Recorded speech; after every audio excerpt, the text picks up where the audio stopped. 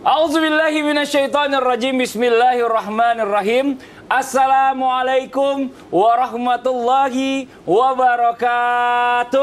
Waalaikumsalam warahmatullahi wabarakatuh. Jamaah, oh jamaah, alhamdulillah. Alhamdulillahirabbil alamin. Allahumma sholli ala sayidina Muhammad wa ala ali sayidina Muhammad. Jamaah Islami Tunda yang dirahmati Allah, Masya Allah ya, tanpa kita sadari banyak banget di antara kita ini di luar sana, teman-teman kita, saudara kita yang menyembah dan menanti selain Allah. Wah, atau mengharapkan sesuatu selain Allah.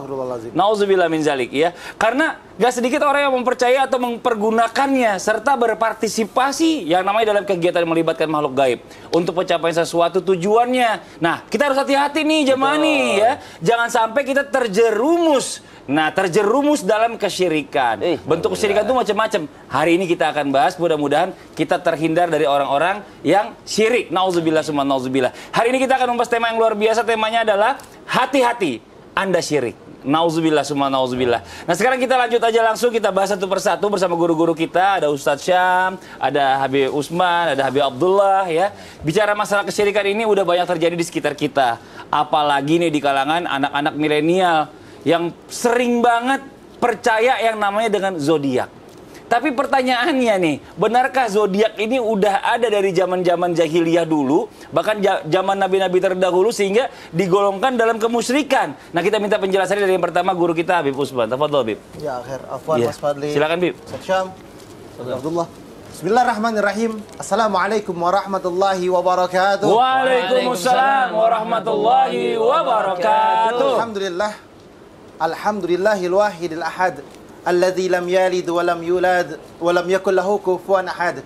Laisa kamitsli syai'un wa huwas samiul basir. Summa fasalli wa sallim wa barik ala sayidina wa habibina wa syafi'ina wa maulana Muhammadin sallallahu alaihi wasallam wa sahbihi wa azwajihi wa dhurriyyatihi wa ahli baitihi wa ansari wa sari wa ba'du.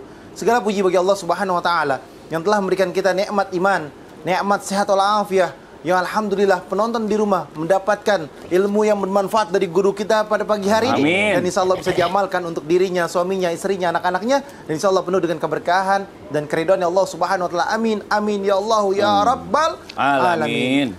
Bismillahirrahmanirrahim. Dengan menyebut nama Allah Subhanahu wa ta'ala yang maha pengasih lagi maha penyayang. Ternyata zodiak itu sudah ada pada zaman dahulu. Mereka percaya juga dengan tatayur. Mereka juga percaya dengan A, B, C, D, E, F, G. Mereka percaya juga dengan apa itu? Dengan berhalanya, patungnya. Mereka percaya dengan pohonannya. Mereka percaya dengan batu-batuannya. Mereka percaya suatu kekuatan, mataharinya, entah bulannya, entah bintangnya, ininya, itunya, apapun mereka percayai. Dan ternyata mereka percaya juga ada kekuatan selain Allah Subhanahu wa ta'ala. Subhanallah. Karena inilah bentuk kesyirikan. Dan ini adalah bentuk daripada mereka tidak mengerti dan tidak mengenal agamanya Allah Subhanahu wa ta'ala. Yang dimana, apakah ada yang namanya seperti itu? Yang dikatakan bahwasanya mereka mempercayai sesuatu dan mereka mengimaninya. Betul, mereka percaya sesuatu dan mereka mengimaninya.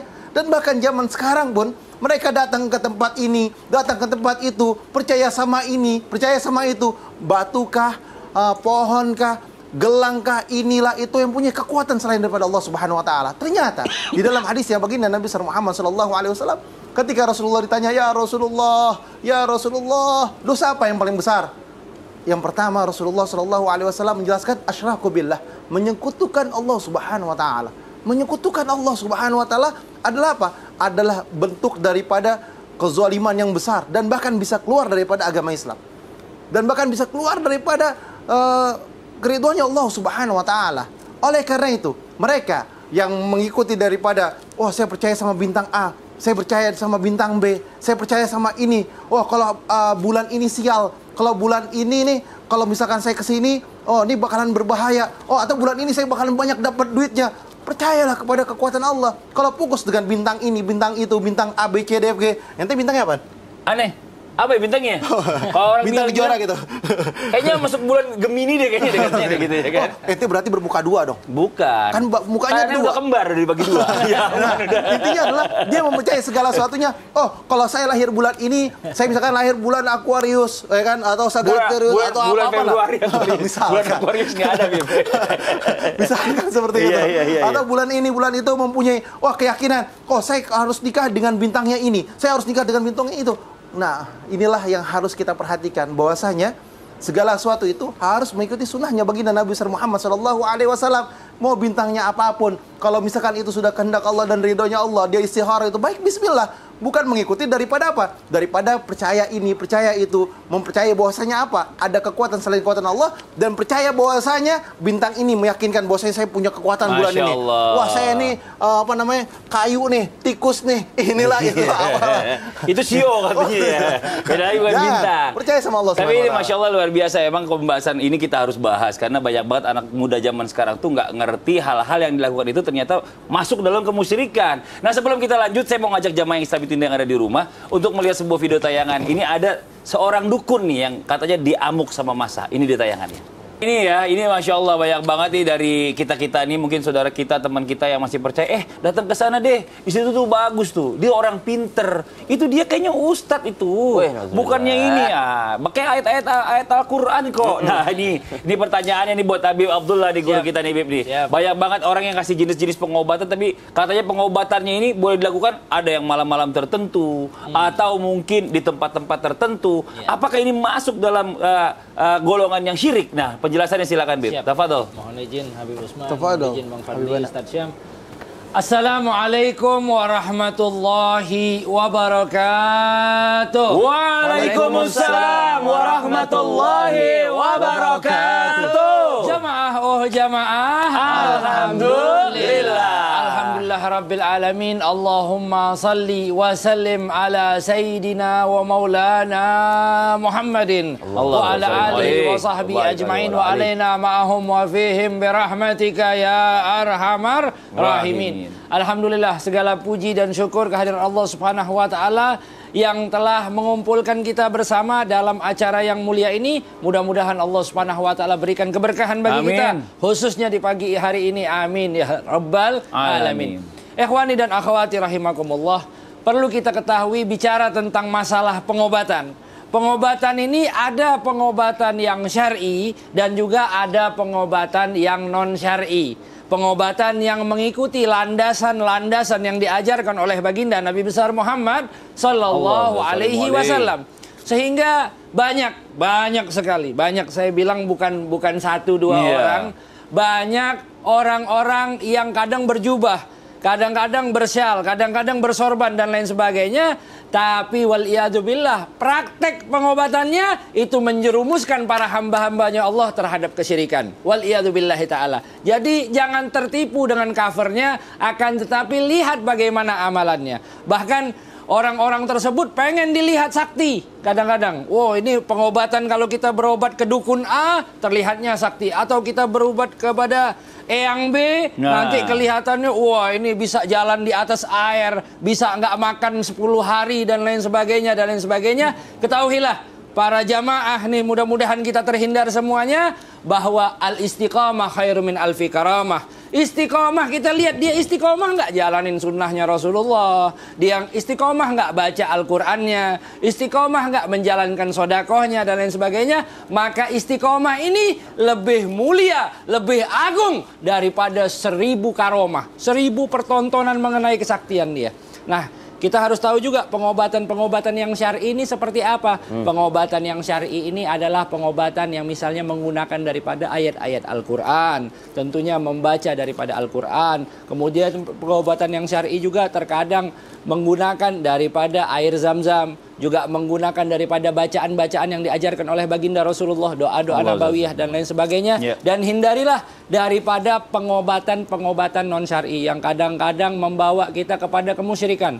Membawa kita kepada sesuatu hal yang berusaha menjerumuskan kita terhadap hal yang tidak baik. Akhirnya apa? Akhirnya waliyadzubillah, kayak tontonan tadi yang kita lihat, orang dijadikan tumbal, nyawa jadi murah.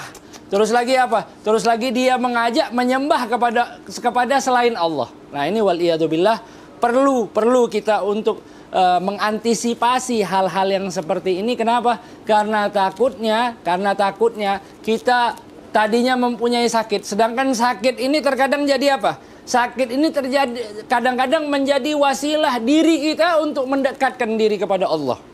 Sakit ini jangan salah ya bapak-bapak dan ibu-ibu semuanya. Sakit ini terkadang kalau kita rasakan dengan rasa yang sabar, juga kita ikhtiar untuk kesembuhan hal tersebut dengan baik, menjadikan kita sebagai pribadi yang dekat dengan Allah Subhanahu wa taala. Sebagaimana difirmankan, innallaha ma'asa sabirin. Allah bersama orang-orang yang sabar. Insyaallah kita dikumpulkan oleh Allah Subhanahu wa taala menjadi orang-orang yang sabar. Amin ya amin ya rabbal alamin. Enggak terburu-buru, enggak instan. Ini kadang-kadang instan. Dan juga banyak orang bilang kalau misalnya datang ke ini sembuh. Kalau dikasih ramuan herbal mungkin ya, itu obat-obatan mungkin itu dari habatus sauda dan lain-lain. Ya, madu dia kasih tadi kayak Habib bilang. Obatan syar'i lah. Iya, Masya Allah luar biasa. Jadi jamaah kita harus pinter nih, jangan sampai kita justru yang menawarkan diri kita menjadi bodoh gitu. Nauzubillah min dzalik Ustaz Syed ya. Nah, sekarang kita lanjut lagi nih buat jamaah Islamitin dan dirahmati Allah. Jamaah. Banyak nih ibu-ibu zaman dulu mungkin pernah mengalami ya. Mungkin termasuk kita-kita semua yang ada di sini pernah juga orang tua kita mungkin ada yang bilang, kalau lagi hamil pakai tuh peniti sama bangle ya, kalau nggak bawa yang namanya gunting. Bangle itu ada kayak sesuatu yang tumbuhan itu kalau dipotek itu baunya itu. Nah, itu katanya makhluk-makhluk gaib takut gitu ya. Jadi nggak ngeganggu orang yang hamil. Nah, kita kan takut nih, ya kan, takut mengandung kesyirikan. Betul. Cuma kalau kita nggak lakuin, baper orang tua. Kenapa kok nggak didengerin gitu? Nah, ini apa yang harus diajarkan nih? Apa mungkin yang kita sampaikan? Kita juga nggak mungkin mengguri orang tua dengan kata-kata yang kurang baik. Betul. Apa yang harus disampaikan? Mohon izin Ustaz Syam. Tafadhol. Baik, bismillahirrahmanirrahim. Tabi guru-guruku Habib Utsman, Habib Abdullah, Mas Fadli serta guru-guru kami yang dimuliakan Allah Subhanahu wa taala. Alhamdulillahirabbil alamin, wassalatu wassalamu ala asyrafil anbiya'i wal mursalin sayyidina Muhammadin wa ala alihi wa sahbihi ajma'in. أصبحنا وأصبح الملك لله رب العالمين سبحانك لا علم لنا إلا ما علمتنا إنك أنت العليم الحكيم رب اشرح لي صدري ويسر لي أمري واحلل عقدة من لساني يفقهوا قولي واجعل لي وزيرا من أهلي آمين آمين آمين ya rabbal alamin. Kita senantiasa memohon kepada Allah Subhanahu wa taala agar Allah memberikan kita keistiqomahan, agar Allah menjaga keimanan kita, agar iman ini tidak keluar daripada hati kita. Karena banyak orang berada keimanan dalam dirinya, namun keimanan itu tidak bertahan sampai ia meninggal dunia. Dan kita mengharapkan husnul khatimah. Banyak di antara kita yang tidak sadar, hari demi harinya dia lakukan kesyirikan-kesyirikan. Mungkin berawal daripada kesyirikan-kesyirikan kecil, namun ternyata itu yang membuat imannya keluar dari dalam dirinya, sehingga dia melakukan kesyirikan besar, menyekutukan Allah Subhanahu wa taala. Termasuk di antaranya praktik-praktik yang mungkin orang tua kita pernah lakukan di zaman dahulu yang mungkin berhasil. Jadi kalau zaman dahulu mungkin berhasil, akhirnya diikuti turun-temurun. Dan itu sudah berlaku sudah sejak zaman dahulu. Ya, di masa baginda Nabi SAW, ya disebut juga ada sebelumnya zaman jahiliyah. Jahiliyah itu bukan bodoh. Jahiliyah orang Arab. Jahiliyah bukan orang Arab yang tidak punya akal. Tapi mereka punya akal, namun ternyata dia menolak kenabian baginda Nabi Muhammad SAW. Orang Arab tuh saking pinternya, kalau mau taruh duit, dia nyari bintang-bintang, dia naruh di bawah padang pasir. Dia nguburin hartanya di bawah padang pasir, subhanallah. Tanpa penanda, tanpa apapun, dia cuma melihat arah bintang, dia tahu di mana naruh. Di mana naruh, yakni hartanya tadi, subhanallah. Saking pinternya mereka. Namun ternyata disebut jahiliyah, kenapa? Karena dia tahu kebenaran yang sesungguhnya ada pada baginda Nabi Muhammad SAW. Namun tidak mau mengikuti baginda Nabi Muhammad SAW.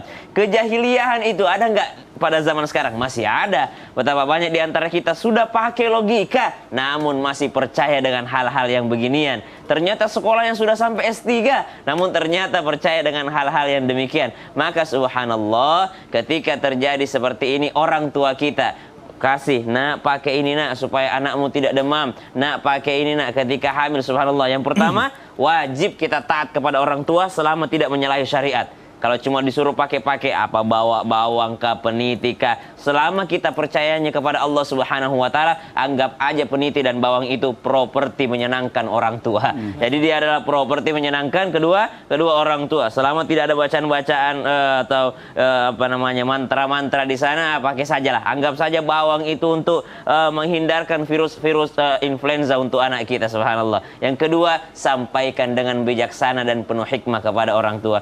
Jangan Jangan pernah menyakiti perasaannya. Selama itu tidak bertentangan dengan syariat, jangan sampai hatinya kita sakiti. Betul. Karena itu yang menyalahi syariat. Justru ketika anak menyakiti perasaan orang tua, justru itu yang Nauzubillah. Tapi Ustaz Syam punya anak ngerasa pegel-pegel kayaknya. Mau nggak saya saya sembuhin? Woi, kok bisa? Hah? Kayaknya kan punya anak kecil kan gendong malam-malam pegel-pegel nggak? Dipijitin nih. Hah? Dipijitin Oh, nih. bentar. Alhamdulillah. Saya dikasih sama teman saya ini katanya. Apaan lagi? Ini katanya bisa nyembuhin segala macam penyakit termasuk penyakit keuangan. Dompetnya digini-gini langsung banyak tuh isinya tuh. Maksudnya gimana? Mau nggak? Bukannya Sini. tadi dipijitin. Diginiin ya kan sempat banyak juga tuh yang diceret ada ini pakai petir ya. Jalan pintas kalau begini mah. Orang lagi bahas kesiri kan malah bawa keris. Ini kan dikasih Oh, namanya juga. Namanya juga dikasih. Parah nih, parah banget nih. Mau kemana Ustaz Syam? Parah, Woi, bahas gituan ntar pagi-pagi. dulu, Bib, dia nggak bakal kabur. Bos itu Bib. Makin ngaco nih anak nih. Payah-payah ya, nggak mau kontribusi. Ya udah, yang di rumah jangan kemana-mana. Tetap di Islamic Indah. Jamaah, oh jamaah, alhamdulillah. Sebentar saya simpan dulu deh kalau gitu. Minasyaitonir rajim.